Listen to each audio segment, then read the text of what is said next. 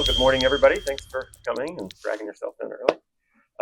So this is the Going Mobile with Godot talk, and let me just start with a quick intro of myself. My name is Joseph Hill, and I help run the Boston Godot meetup with other people here. So I don't know, like, how many of you are Boston local? Or okay, all right. So you should come to our meetup.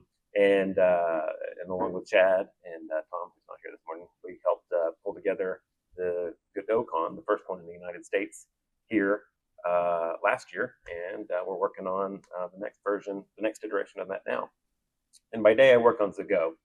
And if you don't know much about Godot, you may not have heard of Xogot, but Xogot is Godot for the iPad and the iPhone, which I will not be. I will have a little bit of a Xogot demo later, but this is mostly just about Godot and mobile. For further background, this probably isn't relevant, but my background is I used to work with this guy at Xamarin and Microsoft, where we put C# on the iPhone. So like our history and our passion has really been with mobile development and the games industry in particular.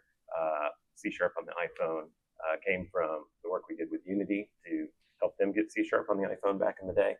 So in fact, Miguel actually helped get C# into Godot. So if you're into C#, that's there too. But I'm pretty focused on the GDScript side. So anyways, with all that out of the way, we'll talk a little bit about mobile. So who here is targeting mobile already? Built mobile.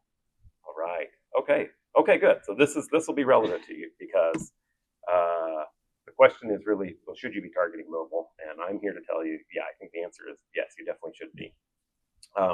I stole this slide from a recent Apple presentation to game developers, where they point out that the App Store front page of the front page of people looking for games gets 800 million weekly visitors. So that's people that show up in the App Store on the front page of Apple on the iPhone. And if you want your game to be discovered, that would be a great place to be. By the way, I really like the slide, but they don't share their slide deck, so I just had to do a screen grab of the video. So that's why that slide looks like that. Anyways, on the revenue side, half the money being made in mobile and being made in games is happening in mobile as well. So if you care about making money, that might also make mobile interesting to you. So even though that's the case, and I think a lot of people already kind of intuitively know that fact, most game developers, the ones I talk to, the ones I've seen in surveys, I didn't include any survey data here, but in general, what you hear from game developers is that mobile is something that they'll probably think about later. They're just going to focus on the desktop right now. Why? Well, I mean, one of the most common ones I hear is that my game doesn't map to mobile, which I think I could speak to a little bit. I think that people just say that because they don't want to think about it. You're just deferring the thought. Maybe you'll let somebody else, port. If your app is successful, maybe you'll let somebody else port your game to mobile. But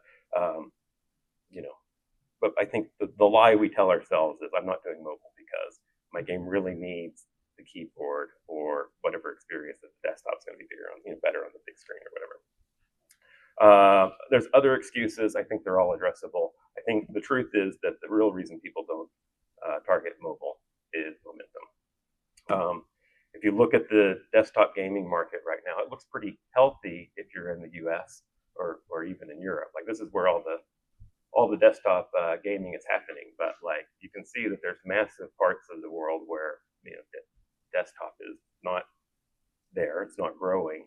And that's particularly true, of course, in South America and also in the Middle East.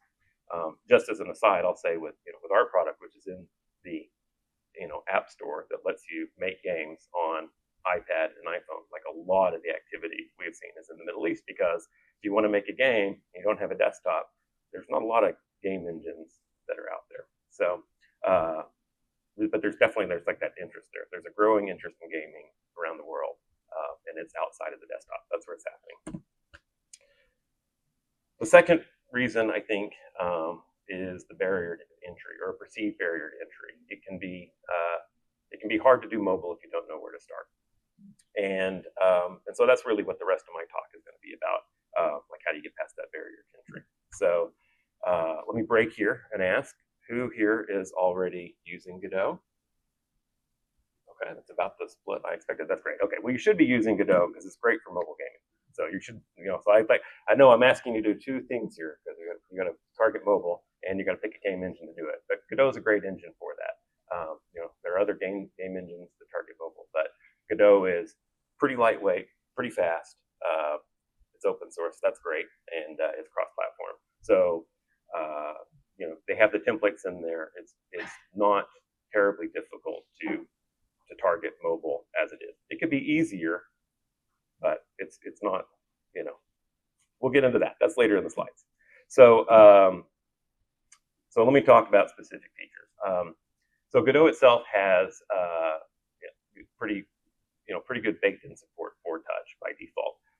They support multi-touch events. They have multiple options for virtual controls. There are add-ins that will give them to you on screen.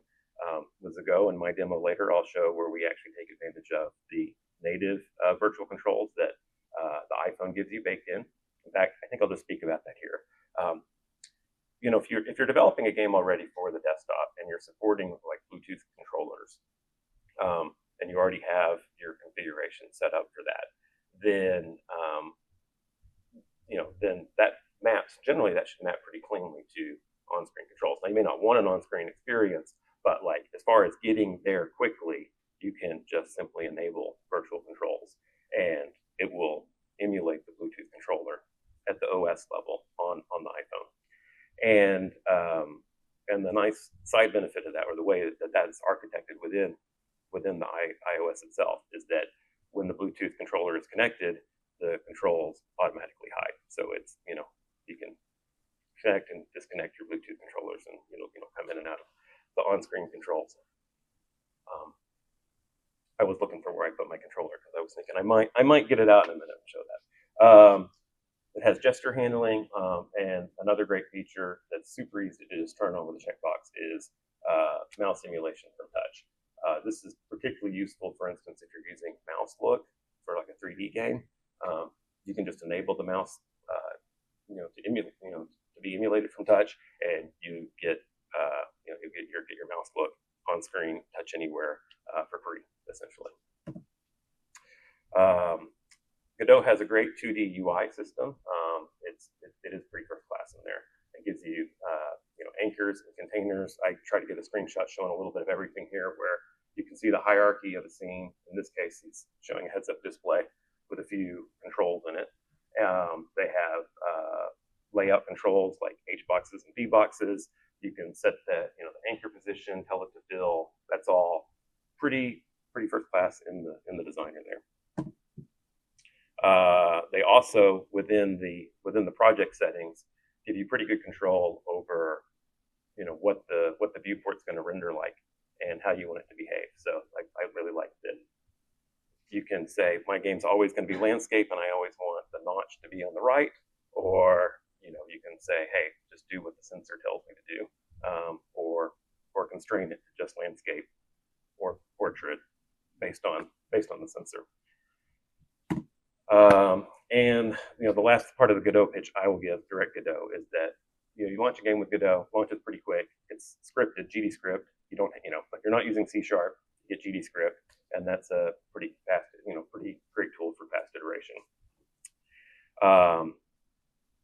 Now that would be, that makes Godot good in general, but it's a little clumsy if you're wanting to go directly to mobile. So that's where I'll get to the demo portion of this. Now I see a lot of Macs here, and I do see a non-Mac. Are you running Windows or? Okay. Are there any other Windows users here? I put my demo on Windows, but it'll work anywhere. Most of the work we do is Apple. I'm very Apple-centric day to day, but I thought that this demo in particular would be more compelling for Windows, so I'm going to just switch over to my Windows device real quick. Hope this setup can survive that trip. We'll see. Okay, so here is Godot, and I have loaded in here the Kenny's 3D platformer project. And what I've done is I've enabled an add-on that we put in the Godot Asset Store, which is called Xogot Connect, which lets Godot on the desktop speak directly to our app, Xogot, on iPhone or iPad. So I'm gonna live dangerously now, and we'll see we'll see how a live demo on network goes. But what this does is the Xogot, when you add the Godot add-on to any Godot project, the Xogot Connect add-on to any Godot project, you get a tab for Xogot, and it will give you some discovery tools to connect. The Xogot Connect has a discovered device here, which is my phone right here, and that's now selected. So when I go to run the game, it will connect to my device.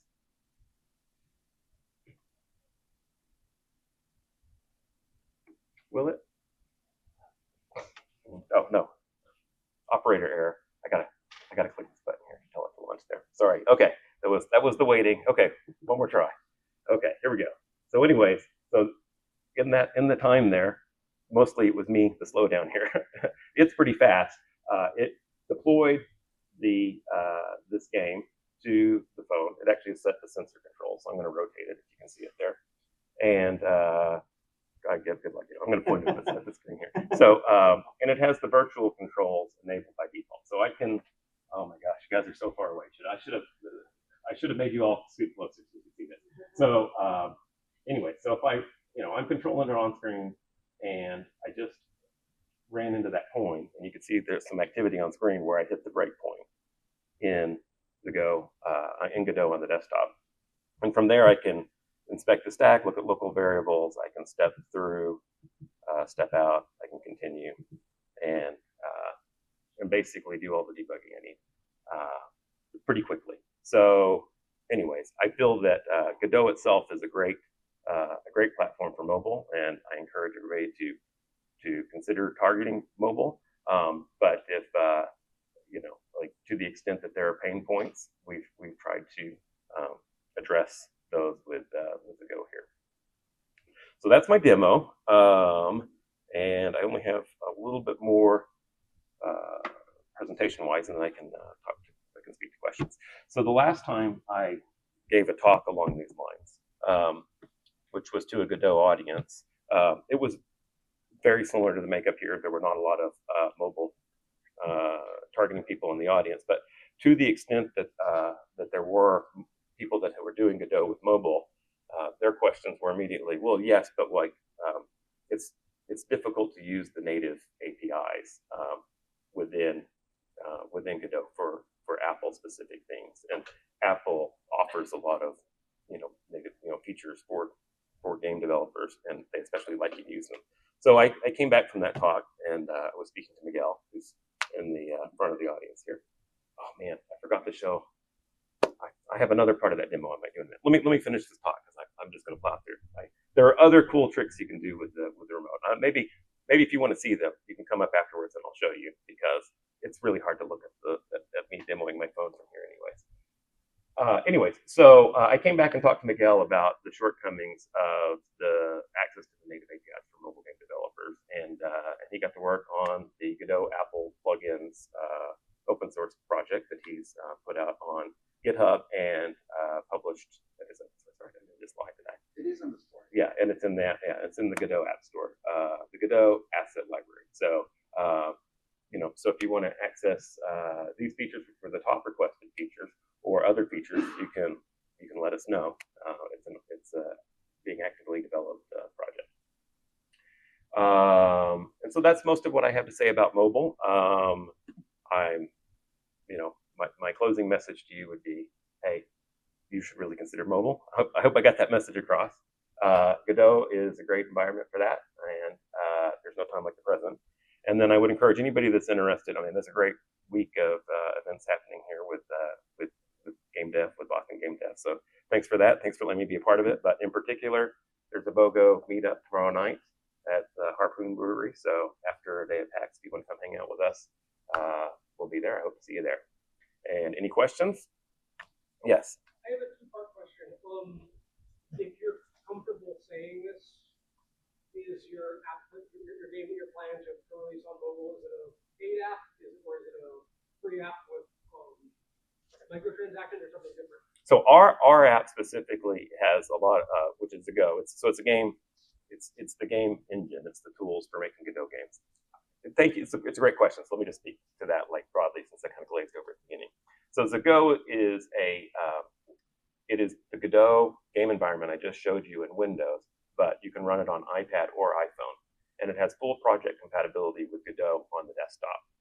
It is free to a limited number of projects of a limited size, and then we have an annual subscription, which I think is like 30. I changed it. We've changed it a few times. I think it's like, I want to say 50. But anyways, and just to be like, because this is being recorded, it's also we're constantly tweaking that, and also we have different prices in different markets. So like yeah, it is. Yeah, okay. I mean, so I guess so. The second part of my question is that just from my personal experiences talking to developers, talking to publishers, getting testimonials from developers that have released indie games on mobile, is that unless you're doing a freemium game where the game is free and people are, and then you're upselling for microtransactions, in-app purposes, whatever you want to call it, that can make a lot of money, but publishers typically aren't interested in paid upfront games, and there's not the amount of money you're going to make on mobile with a paid game compared to PC is like a really low fraction of that. I wonder. It sounds like what you said that you kind of said that some of these excuses are not really. I think there. I do. Yeah. I mean, the thing is that marketing is hard, and when you start to figure out how to market like to desktop, and I'm speaking. This is more like we're kind of indie, right? Like I mean, like I think bigger studios have different decisions to make. If you're putting a lot of upfront investment and you're thinking about what your business model is, you should think about, yeah, is it going to be microtransactions? Like, how do you plan to recoup this investment on mobile specifically? And that's a whole larger discussion. But like, if your project is, like a lot of the game developers I end up talking to are indie and they're targeting desktop because of the concerns you said. But like, if you figure out how to market your game and get people to wish list it on Steam, like then you kind of build your marketing mental model around, oh, okay, I need to get people to wish list my game on Steam, or whatever hook it is that you figure out to stand out on desktop. You would have to find a way to stand out on mobile.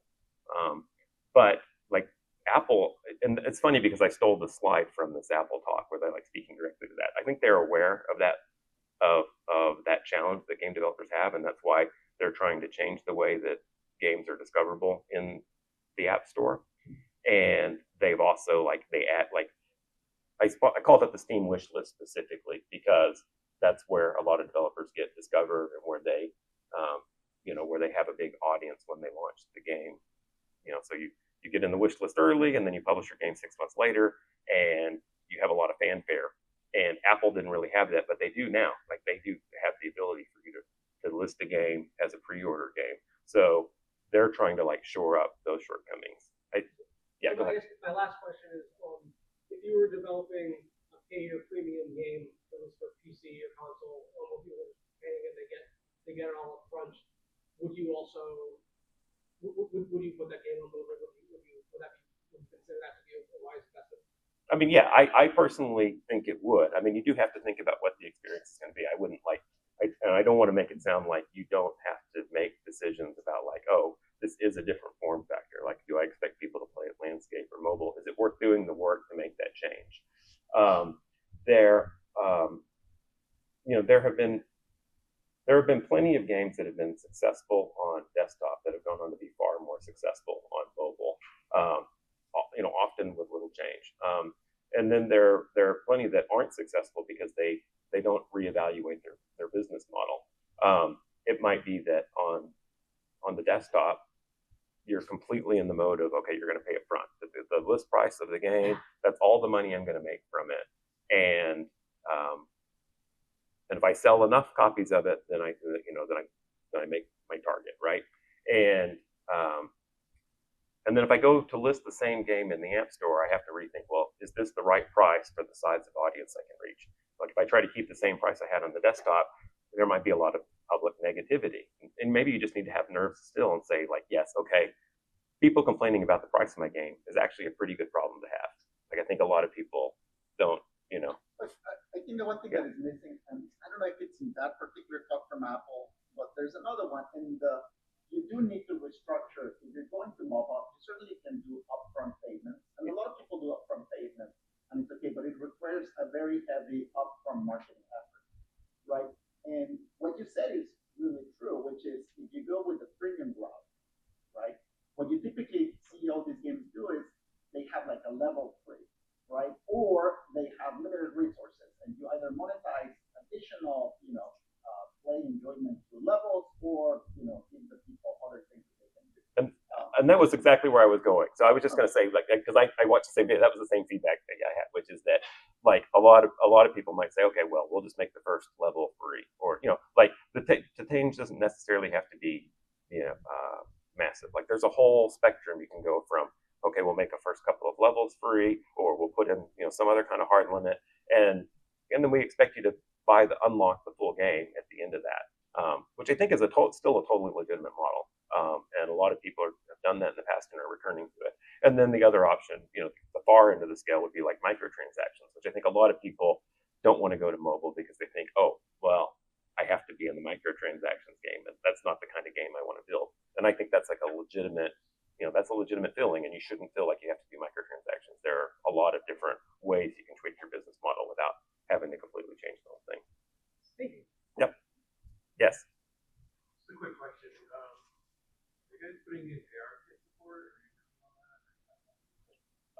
ARKit.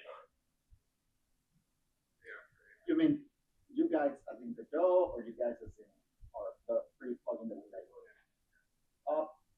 I'm open to do it. The thing about ARKit is I did the ones. So if you go back to the bindings, I did the bindings for things I knew. So I know how to do these things. Yeah. ARKit, I can certainly do it, but I'm not an expert. So the problem when it comes to APIs is once you publish the API, you're in the business of not breaking people. So I would love to work with someone that knows ARKit better and then make it happen. Because the challenge is I can make some poor decisions and then live with the decision. So I'm not very experienced in ARKit, that's a problem.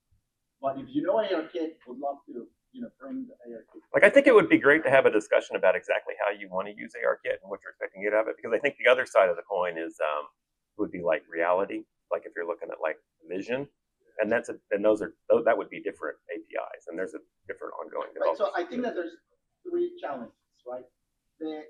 Not three approaches. One is doing full native ARKit. So you want to control everything and surface everything that ARKit gives you, just raw, right?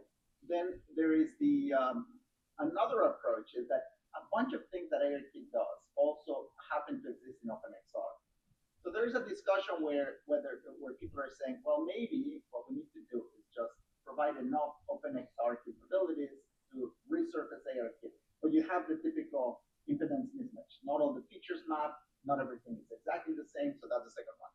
And what Joseph said is the third one, which is ARKit and vision is vastly more powerful. And so, it depends on what you want to do. I know that there's an ARKit set of bindings that existed for Godot, and a couple of people have improved it. But it's based on the old Objective-C APIs, so it doesn't have any of the new stuff. And so I'm happy to work with someone that knows better. I mean, it's open source, happy to discuss on the forums. I think we'll pretend. I don't know whether. Yeah, we started. Yeah. Well, okay. Last question. Yeah. What is the Android support? Because I've only seen Apple. Okay, so my experience is very Apple focused because we have a product for Apple. Part of the reason we don't have a product for Android is that Godot itself has most of the Android stuff baked in, to the point that if you go to the Play Store on your phone, you can get the entire Xogot editor on your phone or on your tablet or on your MetaQuest and run it there. So we don't directly do much with it other than we want to make it easier for everybody to be able to turn it mobile. But so I think Android itself is in pretty great state, But most of what I said would apply here. And Android has another capability. So on iOS, you kind of have to do these bindings to fully access the system. But on Android, even if there's no API, they have a general purpose bridge that will talk to any Android API. So you won't get autocomplete and things like that, but you can still always call Android. So Android is generally has historically been in